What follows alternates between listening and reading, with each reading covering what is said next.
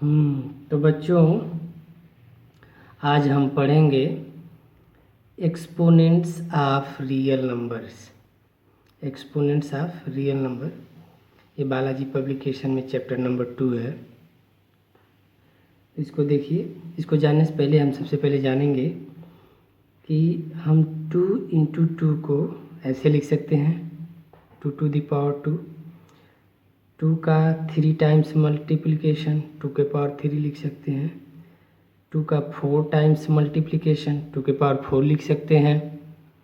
ऐसा हम अगर n टाइम्स मल्टीप्लाई करें तो 2 के पावर n लिख सकते हैं। ऐसे हम किसी भी नंबर्स को लेके लिख सकते हैं। अगर हम 2 को रिप्लेस कर दें a से तो हम इसे ऐसे लिख सकते हैं, a to the power n is equal to a into A into A into n times. ठीक है ना। तो हम इस चीज़ को कहते हैं a to the power n को हम इसे पढ़ते ऐसे हैं कि nth power of a to the power n को हम ऐसे लिखते हैं और पढ़ते भी हैं nth पावर ऑफ a। इसको हम ऐसे लिख सकते हैं, nth power of a is equal to n times multiplication of a। Here a is a base and n is exponent.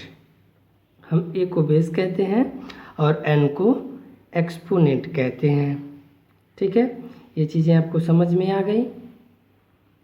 अब हम इस चीज़ को ऐसे लिख सकते हैं, अगर उसका बेस सेम हो, बेस पॉजिटिव हो, कोई रियल नंबर ही हो और एक्सपोनेंट निगेटिव हो इस टाइप का, तो ये हम इसको ऐसे लिख सकते हैं a to the power n।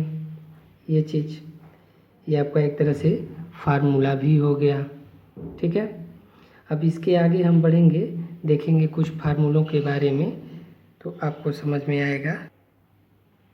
देखिए, अगर दो ऐसे रियल नंबर हों, सॉरी एक ही रियल नंबर हो, मान लेते हैं कि वो a है और उसका पावर m हो, एक्सपोनेंट m हो और एक का एक्सपोनेंट n हो, तो इसका जब हम मल्टीप्लिकेशन करते हैं, यहाँ पे देखिए बेस सेम है, तो ये जो एक्सपोनेंट्स होते हैं वो प्लस हो जाते हैं।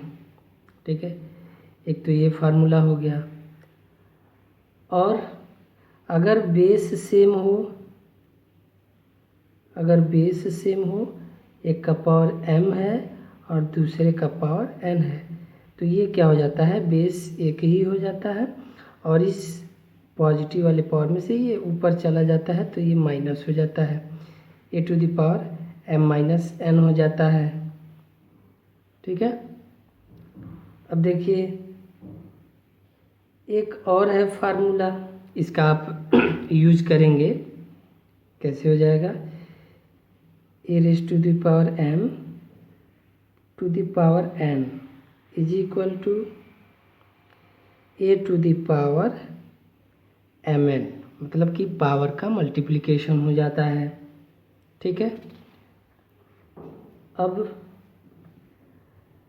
एक और फार्मूला है, इसको आप ऐसे कर सकते हैं, दो रियल नंबर हो और पावर सेम हो, एक्सपोनेंट सेम हो, तो ये दोनों का अलग अलग हो जाता है, a to the power m और b to the power m। इसी तरह से देखिए, इसी तरह से अगर इसमें डिवीज़न में हो, a अपान b कोई रियल नंबर है और इसमें m एक्सपोनेंट हो, तो ये दोनों पे अलग अलग हो जाता है, a पावर m भी divided by b power m। किसी भी नंबर का, किसी भी रियल नंबर का अगर एक्सपोनेंट 0 हो तो उसकी वैल्यू 1 होती है। ठीक है, और फिर से ये सबसे इम्पॉर्टेंट फार्मूला है, इसमें बच्चे बहुत कठिनाई फील करते हैं। इसको आप देखिए, ये अगर nth रूट है, किसी भी रियल नंबर का nth रूट अगर हम लेते हैं तो उसके एक्सपोनेंट के टर्म में जब हम उसको लिखते हैं तो 1 अपान के टर्म में आ जाता है। a to the power m है ही, बस ये n जो है 1 अपान n के फॉर्म में आ जाता है। इसको हम ऐसे भी लिख सकते हैं 1/n इंटू m, ठीक है, ये चीज़ हो जाता है। तो ये बहुत इम्पॉर्टेंट फार्मूले थे, इस पे हम कुछ क्वेश्चंस अगर सॉल्व करेंगे तो आप देखेंगे बहुत ही इजी चैप्टर्स है। थोड़ा सा आप इसको आसानी से करेंगे तो बहुत ही इजी है ये, लेकिन जब आप घबराएंगे तो इसको नहीं कर पाएंगे, ठीक है। हम एक क्वेश्चन करके दिखाते हैं आपको। देखिए ये क्वेश्चन है 2/11 power 4 into 11/3 power 2 into 3/2 power 3, इस टाइप के क्वेश्चंस को। देखिए एक फार्मूला है, हमने आपको डिवीजन का फार्मूला बताया था, A/B फार्मूला है A/B power m is equal to A to the power m divided by B to the power m। ये फार्मूला हम सब में अप्लाई कर देंगे तो ये हो जाएगा 2 to the power 4 upon 11 to the power 4 into 11 square upon 3 square into 3 cube upon 2 cube, ठीक है। अब हम यहाँ पे देखते हैं जो बेस सेम है उसको इकट्ठा कर लेते हैं। 2 to the power 4 upon 2 to the power 3 into 11 to the power 2 upon 11 to the power 4 into 3 cube upon 3 square. हमने क्या किया, जहाँ पे बेस सेम है बस उसको एक साथ कर लिया और इसमें कुछ आगे करने की ज़रूरत नहीं। फिर से हम इसको क्या करेंगे, अब यहाँ पे हम फार्मूला अप्लाई कर देंगे A to the power m upon A to the power n is equal to A to the power m minus n। यहाँ पे देखिए बेस सेम है 2 है और यहाँ पे पावर डिफरेंट है, तो हमने यहाँ पे क्या किया A to the power m upon A to the power n is equal to A to the power m minus n। अब हम क्या करेंगे, फार्मूला है 2 टू द पावर 4 माइनस 3 हो जाएगा into 11 to the power 2 minus 4 हो जाएगा into 3 to the power 3 minus 2। अब हम इसको ऐसे लिख सकते हैं इज इक्वल टू